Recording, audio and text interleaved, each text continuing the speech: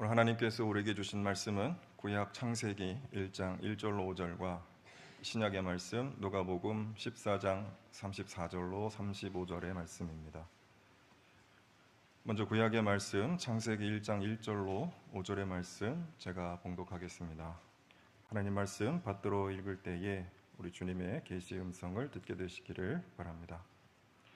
태초에 하나님이 천지를 창조하셨다. 땅이 혼돈하고 공허하며 어둠이 깊음 위에 있고 하나님의 영은 물 위에 움직이고 계셨다.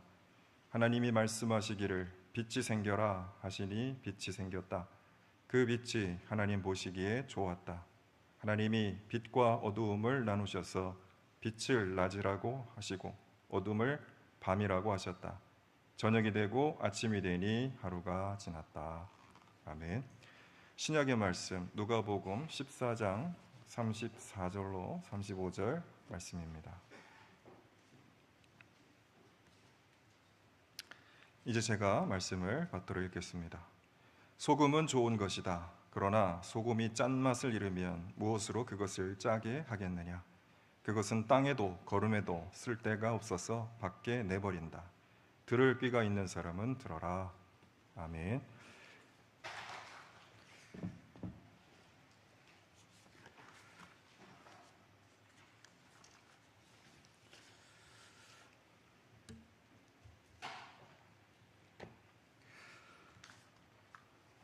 구약시대 성경을 읽다 보면 구약시대 바벨론 포로기 이후에 이스라엘 백성들이 전 세계로 흩어지게 됩니다. 그것을 이제 디아스포라라고 얘기하는데요. 문제는 이스라엘이 그렇게 해외에서 거주를 하게 되다 보니까 시간이 흐르면서 모국어를 잊어버리고 살게 됩니다. 지금도 그렇지 않습니까? 미국의 한인 교포들 보면 1세대들은 그래도 한국어를 잘 기억하고 있는데 미국에서 태어난 2세들은 한국어 잘 못합니다. 다 영어 쓰죠. 여권은 분명히 한국 여권 가지고 있는데 한국어 못하는 분들 꽤 있습니다. 그러니까 당시에도 그랬다는 것이죠. 해외에 거주하는 이스라엘 백성들, 특히 2세들이 모국어를 거의 잊고 살았습니다. 그러다 보니까 부모 입장에서 자녀들에게 신앙교육이 참 어려워졌습니다. 왜냐하면 성경은 다 히브리어로 기록되어 있는데 자녀들이 히브리어를 잘 모릅니다. 그래서 이 신앙 교육을 위해서 해외에서 자라난 자녀들 위해서 그 다음 세대 교육을 위해서 히브리어 성경을 번역하는 프로젝트를 하게 되는데 기원전 3세기에 그 히브리어 성경을 그 당시 지중해권 모든 사람들이 공용어로 쓰던 그리스어로 번역하는 그 프로젝트를 시작하게 됩니다. 그런데 번역이라는 게 많은 분들 해보셨겠지만 결코 쉬운 일은 아닌 것 같습니다. 번역을 하다 보면 의도치 않게 오역도 생기고 의미도 이상하게 전달되는 경우가 있습니다. 예전에 그 중국 문화가 처음 미국으로 서양으로 퍼져나갈 때 초창기 때 이런 일이 있었다고 합니다. 어떤 사람이 군자대로행 이걸 이제 번역을 하는데 군자를 이제 젠틀맨이라고 번역을 하고 대로를 브로드웨이라고 번역을 했다고 합니다. 그러니까 크게 이상은 없어 보이는데 젠틀맨이 브로드웨이로 갔다 이제 이렇게 번역이 된 거죠. 그러니까 미국 사람들 입장에서는 동양에서 뭔가 엄청난 그런 이제 말을 이제 자기들이 접한 거잖아요. 우리는 군자 대로행 하면 뭔가 무게감, 근엄함이 딱 느껴지는데 미국 사람들이 봤을 때는 젠틀맨이 브로드웨이를 갔으면 놀러 간 거지 않습니까? 뮤지컬 보러. 밥 먹고 연애하러 간 거지 않습니까? 이렇게 생각을 한 거죠. 그러니까 본의 아니게 군자가 상당히 경박한 사람이 되었습니다. 물론 미국과 중국 문화 교류 초창기에 발생한 에피소드이긴 하지만 번역이라는 것이 쉽지 않은 것은 분명한 것 같습니다. 하나의 언어 세계에서 또 다른 언어 세계로 벽을 넘어서 메시지를 전달하는 것, 의도치 않게 오해가 생길 수 있습니다.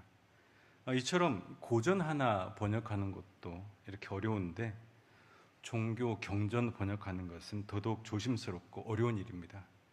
단어 하나 잘못 선택하면 하나의 그 종교가 가지고 있는 깊은 메시지가요, 그리고 그 종교가 중요시 여기는 거대한 영적 사건이 아주 경박한 수다가 될 수 있고 가벼운 에피소드로 전락할 수 있기 때문에 그렇습니다. 특별히 한 종교가 섬기는 절대자, 신의 이미지가 왜곡될 수 있습니다. 그래서 기원전 3세기 이스라엘 경전을 번역하던 자들 정말 조심스럽게 작업을 합니다. 특히 우리 오늘 창세기 1장 읽었는데 오늘 읽은 구약 본문 창세기는 아마 번역이 정말 어려웠을 것입니다.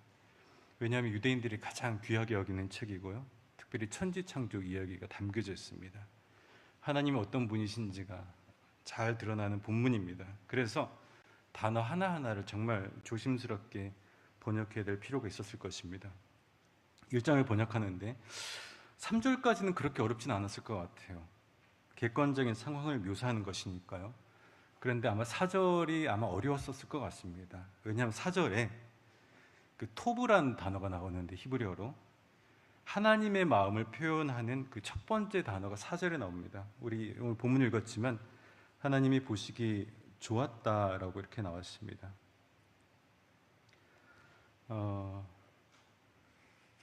이 토브란 단어, 좋았다라는 단어로 우리는 번역하고 있는데 이 토브란 단어가 1장에서 4절만 나오는 것이 아니라 계속해서 반복해서 나옵니다. 1장 10절에서도 보면 하나님 보시기 좋았다 이렇게 나와 있고요. 1장 12절에서도 끝에 보면 하나님 보시기 좋았다. 1장 18절에서도 낮과 밤을 다스리게 하시면서 빛과 어둠을 가르게 하셨고 하나님 보시기 좋았다. 21절도 하나님 보시기 좋았다 끝부분에 나와 있습니다. 28절, 25절에도 나와 있고요. 31절에도 또 계속해서 하나님 보시기 좋았다라는 표현이 나옵니다. 그러니까 창조 첫 주간 이야기 6일 동안 창조를 하시면서 거의 계속해서 거의 매일마다 하나님 무엇인가를 만드시고 보시기 좋았다. 토브라는 단어가 나옵니다. 그러니까 결국 1장의 핵심 키워드라고 할 수 있겠는데 이 단어를 자칫 잘못 번역하면 하나님의 이미지가 그 유대인들이 생각하는 전지전능한 하나님, 그 하나님이 자칫 잘못된 이미지로 번역될 수도 있습니다. 전달될 수도 있습니다. 그들이 가지고 있는 그 경외심을 잘 담아서 헬라어로 번역해야 될 텐데 어떻게 번역해야겠습니까? 좋은 번역을 위해서는 이 1장 전체의 맥락을 살펴볼 필요가 있겠는데 한번 창세기 1장을 여러분들 머릿속에 한번 이미지를 그리면서 한번 상상해 보십시오. 2절에 보면 혼돈이 있었습니다. 창세기 1장 2절에 온 땅이 혼돈했다 이렇게 나옵니다. 그런데 그 혼돈한 상황 위에 하얀 도화지를 덮는 거죠. 그 하얀 도화지를 덮고 창조주 하나님께서 그 도화지 위에 펜을 들고 하나씩 점을 찍고 그림을 그려가는 것입니다. 스케치를 해가는 것이고 물감으로 색칠을 해갑니다. 그것을 6일 동안 하신 것이죠. 그렇게 그림을 그려가다가 마지막에 사람을 그려서 아름다운 그림을 최종적으로 완성하는 것이 창세기 1장 이야기입니다. 이처럼 창세기 1장은 6일간 하나님께서 하나씩 세상을 구성해가는 과정인데 그 모습을 보면서 거의 매일 하나님께서 외쳤던 표현이 아름답다, 좋았다라는 표현입니다. 감탄사죠. 보통 미국 사람들이 뭔가 아름다운 광경을 볼 때 사용하는 감탄사가 한 10가지가 있다고 합니다. 그레이트라는 단어도 있고 판타스틱, 원더풀, 뷰티풀 수도 없이 많은데 그때마다 자기가 한 단어로 선택해서 자기의 마음을 표현합니다. 마찬가지로 헬라어도 이 토브에 상응하는 단어 후보군이 있었는데 그 중에 하나를 택했던 단어가 뭐냐면 바로 칼로스라는 단어입니다. 그래서 이 그리스어 창세기 성경은 이렇게 설명합니다. 하나님께서 천지 창조를 6일 동안 하셨는데 세상을 보시면서 그날 보시면서 늘 칼로스 하셨다라고 창세기는 기록을 하고 있는 셈입니다. 그렇다면 이 칼로스는 어떤 의미겠습니까? 이 칼로스라는 단어는요, 아마 우리 귀에 익숙할 수도 있는데 예전에 모 자동차 회사에서 이 브랜드가 있었습니다. 칼로스라는 자동차가. 물론 단종됐지만요. 아름다움, 좋음을 의미하는 헬라 문화권에서 아름다움, 좋음을 의미하는 단어입니다. 근데 그 아름다움의 의미는 매우 심오합니다. 우리는 보통 아름다움 얘기할 때 뷰티라는 단어 많이 생각하는데 뷰티샵 하면 뭔가 좀 미남 미녀들이 와서 이렇게 아름답게 꾸미고 그런 모습들 생각합니다. 멋있는 거 보고 우리는 아름답다 이렇게 얘기합니다. 아름다운 풍경, 또 아름다운 건물 이렇게 많이들 표현합니다. 그런데 당시 그리스인들이 생각하던 그 칼로스는요, 그런 단순한 외적인 미를 초월합니다. 그래서 인간 삶 전 영역에서 추구하는 그런 심미적 가치를 얘기했었습니다. 그러니까 정말 훌륭하고 선하고 귀한 모습 보면서 아름답다, 칼로스 이렇게 외쳤다는 것입니다. 가령 12월에 우리 대학에서 학생들이 연탄 봉사 같은 거 많이 갑니다. 불우한 이웃을 돕기 위해서 청년들이 연탄 봉사를 하는데 참 보면 귀합니다. 한겨울에 그 두꺼운 옷을 입고 장갑을 끼고 그 어려운 이웃을 돕기 위해서 연탄 봉사를 하는데 얼굴은 연탄 가루로 인해서 까맣게 색칠해 있습니다. 꾀죄죄합니다. 그런데 우리 그 모습 보면서 이렇게 얘기합니다. 참 아름다운 봉사 현장이다. 우린 이렇게 표현합니다. 아름답다라고 얘기합니다. 지난 7월에 서울에서 지하철에서 이런 일이 있었습니다. 어떤 한 사람이 토사물을 흘려놓고 간 거예요. 그러니까 다들 그것을 치우기 싫어했겠죠, 당연히. 그런데 어떤 지나가던 대학생 한 명이 그것을 보면서 공공교통기관인데 교통수단에서 토사물이 이렇게 자리에 있으니까 그래서 그 냄새의 악취를 참아가면서 휴지를 꺼내서 그 닦는 모습이 있었습니다. 근데 그 닦는 모습을 그 지하철 안에 있던 사람이 너무 감동을 받아서 촬영을 했고요. 자기 SNS에 올렸는데 그것이 또 이렇게 수도 없이 이렇게 유통되어서 결국은 그 장면을 공중파 뉴스에서도 지상파 뉴스에서도 다루는 그런 일이 있었습니다. 그때 뉴스에서 나왔던 제목이 아름다운 청년이었었습니다. 이처럼 예술뿐만 아니라 삶과 사회 공동체 영역에서 넓은 의미에서 우리는 아름다움이라는 표현 자주 씁니다. 바로 그런 아름다움을 그리스 사람들은 칼로스라고 이렇게 얘기했었습니다. 당시 그리스에는 전쟁이 참 많았었습니다. 정말 전쟁 많이 했죠. 이제 그러다 보니까 젊은 청년들이 계속해서 전장에 투입되어야 되는데 전쟁에 나가서 목에 칼이 들어와도 절대 목숨 구걸하지 않고요. 당당하게 버티는 것입니다. 나라와 가족을 위해서 기꺼이 목숨 바쳐 싸우다가 그 죽은 청년을 보면서 이렇게 얘기했었습니다. 아름다운 죽음이다. 젊은 청년이 청년답게 패기 있게 그리고 군인이 군인답게 나라를 위해서 민족과 고향의 가족을 위해서 자신의 본분을 다했기 때문에 그 모습을 보면서 아름답다, 칼로스라고 얘기했던 것입니다.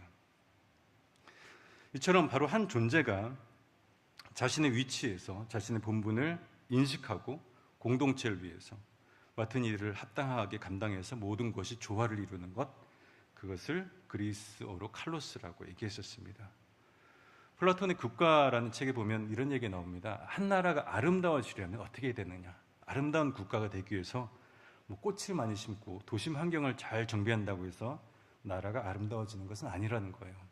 아름다운 나라가 되기 위해서는 무엇보다 지혜로운 자가 통치를 해야 되고 용기 있는 자가 군인이 되고 모든 분야에 그에 알맞은 사람들이 담당해서 조화를 이루는 나라가 아름다운 나라다, 이렇게 기술하고 있습니다.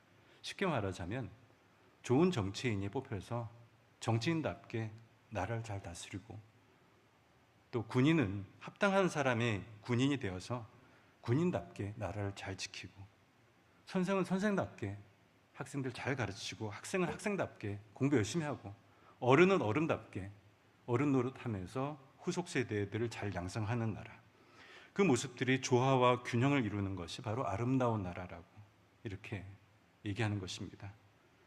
칼로스가 그런 의미를 가진 용어임을 고려할 때 창세기 1장 하나님 보시기에 좋았다, 이 의미와 정확하게 일치합니다. 창세기 1장은 혼돈의 상황 위에 하얀 백지를 올려놓고 백지 위에 점과 그림을 하나씩 그려가면서 세상을 창조하시는 그 과정을 묘사하고 있는데, 그런데 그 구성 요소들이 각각의 의미와 각각의 존재의 가치가 있습니다. 우리가 오늘 본문 창세기 1장을 다 읽지는 못했지만 우리 잘 아는 얘기지 않습니까? 셋째 날에 식물을 만듭니다. 식물은 식물로서의 존재의 가치가 있고, 넷째 날에 해, 달, 별을 만드는데 해는 해로서의 존재 이유가 있고 달은 달로서의 존재 가치가 있습니다. 하나님께서 어둠과 밤을 만드셨다고 했는데 사실 어둠과 밤이란 단어 우리 좀 부정적 뉘앙스로 많이 활용됩니다. 그런데 어둠과 밤마저도 하나님의 의미가 있습니다. 하나님께서 주신 그 존재의 가치가 있습니다. 하늘의 별이 별로서 존재하기 위해서는 어둠이 반드시 필요합니다. 하나님께서 달을 만드셨는데 달이 달빛을 내기 위해서는 밤이라는 시간이 반드시 필요합니다. 이처럼 모든 피조물들은, 그리고 모든 구성 요소들은 하나님의 창조 질서 속에서 하나님의 계획과 뜻을 반영하면서 존재하고 있습니다. 각자가 다 하나님의 뜻에 따라서 지음받고 존재하고 있습니다. 이 모든 것들이 6일 동안 형성되고 그리고 조화를 이루어가는 모습, 그 조화를 이루어가는 모습 보면서 하나님 보시기에 좋았다, 칼로스라고 기록하고 있는 것입니다. 여러분들, 이사하고 나면요, 요즘은 다 포장 이사를 많이 하는데, 포장 이사하면 보통 이제 이삿짐은 다 옮겨주죠. 그런데 이렇게 딱 봤을 때는 다 짐은 옮겨진 것 같지만 정리정돈이 잘 안 돼 있는 경우 많지 않습니까? 이사하고 나서 저녁을 먹으려고 했더니만 갑자기 뭐 식탁에서 드라이버가 굴러다니고, 갑자기 뭐 그런 경우들, 신발장에서 햇반이 튀어나오고 이제 그런 경우들 있지 않습니까? 그러니까 결국은 이사하고 나서 며칠 동안 가족들이 이제 하나하나씩 정돈하는 거죠. 모든 물건들이 제자리에 갈 수 있도록. 각 물건들이 자신이 있어야 할 곳, 자기 자리를 찾아가서 역할을 다할 수 있도록 정리정돈을 합니다. 이처럼 한 공간 안에서 구성 요소들이 자신의 자리에서 자신의 존재의 가치를 인식하고 그 가치에 합당하게 존재하는 것, 그리고 그 과정에서 모든 구성 요소들이 조화를 이루는 것, 그것을 아름답다, 칼로스라고 표현하는 것입니다. 그래서 이 단어가 저는 참으로 마음 깊이 와닿습니다. 창세기에서 하나님께서 피조세계를 아름답다라고 하셨는데, 그 아름다움이 우리를 향한 감탄사였으면 좋겠습니다. 아름다움이라는 것, 우리에게도 참 진지한 질문으로 다가옵니다. 우리는 아름다운 교회인가? 그리고 우리는 하나님 앞에서 과연 아름다운 존재인가? 라는 생각이 듭니다. 오늘 우리가 구약과 더불어서 신약 본문을 읽었는데, 우리가 함께 읽었던 신약 본문은 누가복음 14장 말씀입니다. 누가복음 14장에 보면 소금 이야기가 나옵니다. 소금은 좋은 것인데 소금이 짠맛을 잃으면 무엇으로 그것을 짜게 하겠느냐. 누가복음 14장 34절은 이렇게 기록하고 있습니다. 여기서 34절에서 좋은 것이라는 단어가 헬라어로 칼로스라는 단어입니다. 결국 그 칼로스의 조건이 있다는 거죠. 짠맛을 내야 아름다운 존재가 되는 것입니다. 요즘 소금 보면 핑크솔트라는 거 많이 나옵니다. 핑크솔트 색깔 너무 아름답습니다. 그래서 그거 보면 막 먹고 싶어지는 게 핑크솔트인데, 아무리 색깔이 예뻐도요, 짠맛이 나지 않으면 핑크솔트는 아무짝에도 쓸모없는, 35절 표현대로라면 내버려져야 되는 그런 존재입니다. 반대로 아무리 소금의 모양이 투박하고 그리고 거친 색깔이라 할지라도 그 소금이 짠맛을 유지한다면 그 소금은 아름다운 존재가 되는 것입니다. 오늘 읽었던 구약 창세기 1장 본문과 누가복음 14장을 같이 본다면 이렇게 얘기할 수 있겠습니다. 하나님께서 태초에 천지를 창조하실 때 모든 것을 만드시면서 아름답다, 칼로스라고 하셨는데, 소금을 만드시면서도 분명히 하나님께서 아름답다라고 하셨을 것입니다. 그런데 그 존재의 조건이 있다는 것이죠. 소금이 소금다울 때, 그러니까 그 짠맛을 유지하면서 소금이 소금다울 때 아름다운 존재가 된다는 것입니다. 소금이 짠맛을 낼 때 그때 그 소금은 영원히 아름다운 존재가 됩니다. 우리도 마찬가지 아니겠습니까? 하나님께서 나를 창조하시면서, 우리 한 사람 한 사람을 창조하시면서 내가 아름다운 존재가 될 수 있는 그런 존재 이유와 존재의 가치를 허락하셨습니다. 그 이유와 가치가 빛나는 한 우리는 영원히 아름다운 존재가 되는 것입니다. 말씀 준비하면서 그래서 저 자신을 먼저 돌아보았습니다. 나를 아름답게 하는 근거는 무엇인가? 정덕희라는 사람을 아름답게 하는 근거는 무엇인가? 간단하게 정리가 되었습니다. 목사로서 목사답게 생각하고 목사답게 말하고 목사답게 행동하고 목사답게 살아가면 그것이 아름다운 삶 아닐까? 또 학생을 가르치는 사람으로서 선생으로서 선생답게 생각하고 또 선생답게 말하고 또 그렇게 행동하고 살아가면 그것이 아름다운 삶이 되지 않을까라는 생각이 들었었습니다. 2020년에 코로나가 전 세계를 닥치면서 이 캠퍼스도 몇 년간 학생들이 오지 않았었습니다. 2020년 봄에 코로나 팬데믹으로 인해서 학생들이 오지 않았지만 캠퍼스에는 늘 그랬던 것처럼 봄이 되니까 벚꽃이 피고 아름다운 개나리가 피었었습니다. 한번 학교 이렇게 캠퍼스를 마스크를 이렇게 끼고 돌아다니는데 벚꽃이 피고 개나리가 이렇게 피었는데 별로 아름답지가 않더라고요. 오히려 을씨년스러웠습니다.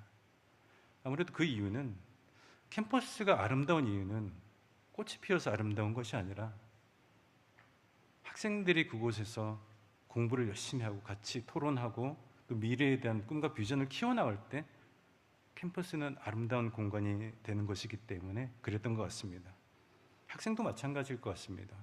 학생이 아름다운 것은 잘 꾸미고 치장을 잘해서 아름다운 것도 아니고 좋은 차를 끌고 다닌다고 해서 아름다운 것도 아니고 학생이 학생답게 자신의 본분을 잊지 않고 미래를 열심히 준비하고 때로는 실패하고 좌절한다 할지라도 젊은 청춘답게 다시금 일어서서 도전하고 한 걸음씩 나아갈 때 그 모습이 바로 아름다운 모습 아니겠습니까? 학자도 마찬가지일 것 같습니다. 학자가 가장 아름다운 순간은 학자다울 때일 것입니다. 학문의 발전에 기여하면서 밤늦게까지 자신의 방에 불을 켜놓고 자신이 속한 영역에서 그 학문의 발전에 기여하는 모습, 그 모습이 가장 아름다운 모습일 것입니다. 우리 모두 마찬가지입니다. 우리 모두 다 존재의 이유가 있고 존재의 가치가 있습니다. 소금이 짠맛을 통해서 자신의 아름다움을 나타내는 것처럼 우리 각자도 아름다움의 근원이 있고 아름다움의 기원이 있을 것입니다. 1년 전에 제가 설교를 한번 하면서 청년 의사 안수현이라는 청년을 소개했던 적이 있습니다. 대학병원에서 병원 의사로서 수고하다가 일찍 하나님의 부름을 받았던 청년입니다. 그 청년이 죽었을 때 수많은 사람들이, 조문객들이 그 장례식에 가서 다들 이렇게 얘기했습니다. 참으로 아름다운 청년이 우리를 떠났다라고 이렇게 얘기했습니다.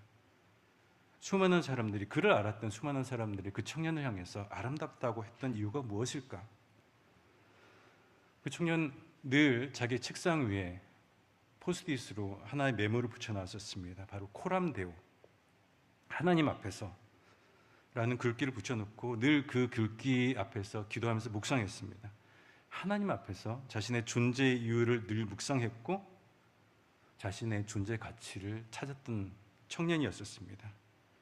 그래서 의사로서 병자들의 어떤 물리적인 치유뿐만 아니라 그들의 영혼까지도 치유해서 온전한 치유가 일어나게 하는 것이 자신의 존재 이유라고 생각했고, 그러했기에 병자들의 육신의 병만 치유하는 것이 아니라 그들의 마음까지도 치유하기 위해서 한 사람 한 사람을 찾아다니면서 위로해주고 그들을 격려해주고 기도해주고, 그러다가 하나님의 부르심을 받고 일찍 세상을 떠났습니다. 그런 모습 보면서 우리는 아름답다라고 얘기를 합니다. 마태복음 5장 16절 말씀에 보면요, 오늘 우리가 찾지는 않았지만 제가 주보에 금주의 말씀으로 마태복음 5장 16절을 제가 주보에 이렇게 표기를 했습니다. 마태복음 5장 16절 이렇게 기록하고 있습니다. 이와 같이 너희 빛을 사람에게 비추어서 그들이 너희의 착한 행실을 보고 하늘에 계신 너희 아버지께 영광을 돌리게 하여라. 너희의 착한 행실을 보고 하나님께 영광을 돌리게 하여라, 이렇게 기록하고 있습니다. 착한 행실이라는 단어, 다시 한번 여기서 칼로스라는 단어가 기록되고 있습니다. 오늘 제 설교의 번역대로란다 하면 아름다운 행실이겠죠. 우리의 아름다운 행실을 통해서 사람들이 그 모습 보면서 하나님께 영광을 돌리게 하는 것이 그리스도인의 자세입니다. 이 마태복음 5장 16절이 저희 이야기가 되고 우리 모두의 이야기가 되었으면 좋겠습니다. 소금다울 때 아름다운 것처럼 우리가 그리스도인다울 때, 참된 그리스도인다울 때 우리 모두는 아름다운 존재가 되는 것입니다. 아름다운 그리스도인이 되고 또 아름다운 교회가 되어서 창세기 1장에서 하나님께서 태초에 천지를 창조하실 때 참 보시면서 흐뭇해 하시면서 보시기에 좋았더라. 이 말씀이 우리 모두의 말씀이 되기를 바랍니다. 기도하겠습니다.